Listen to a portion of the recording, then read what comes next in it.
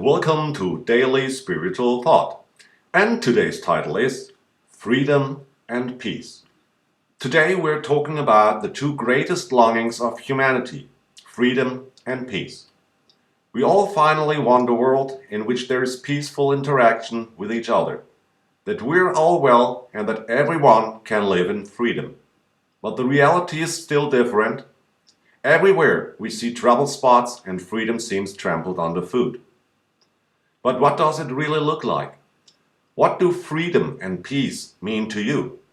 And where does the process begin? Is it about what is happening around us on the outside?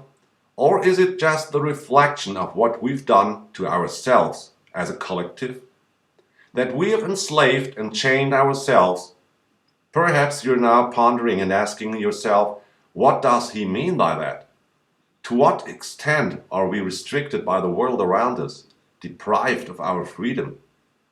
Could it be that many of these deprivations of freedom are based on stories told by others that we have never experienced?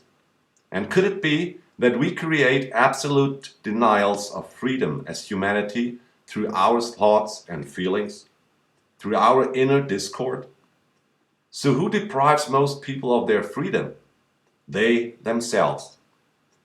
Would we survey who is doing a job that fulfills them? And by the way, you know the meaning of the word job, just over break. Many people would tell us that they pursue a job that doesn't meet them but needs the money to survive. And this is how it is in many areas. So if we are willing to do something that does not suit us, who is depriving us of our freedom? That's where it starts. Making our lives dependent on something that we believe controls us, namely money. In our society, money plays an all-important role. But if we are conscious of ourselves as creative beings, we will always discover a vocation that fulfills us and earn money with it. We often believe we must do something because that's how it's done. We want to be recognized and act against our convictions, wasting our precious lifetime with something we don't want to do. They're the beginnings of the self-imposed enslavement of our souls. We live from our minds and thus get further and further away from our true essence. This results in a growing dissatisfaction and no peace within us. By running after the illusion of money, a discord arises within us that affects the world.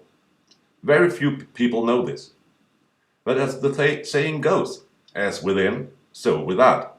So the world reflects our discontent, and life must reflect it. The cause of this dissatisfaction is the deprivation of freedom we impose on ourselves by doing something we don't want inside. This applies to the workplace and a relationship that makes us increasingly unhappy. We should have the courage to commit ourselves, but also the courage to separate when it's necessary. The only constant in life is constant change. We often rob ourselves of our peace and radiate this into the world. So let us return to peace within ourselves, so the world can reach a consensus. And yes, this is possible. We are creators, and together we can create peace in the world. And if you are unhappy, then create a new world for yourself that makes you happy and lets you be free. When more and more people do that, we come to freedom and peace in the world. So let's cut our chains and spread this message around the world.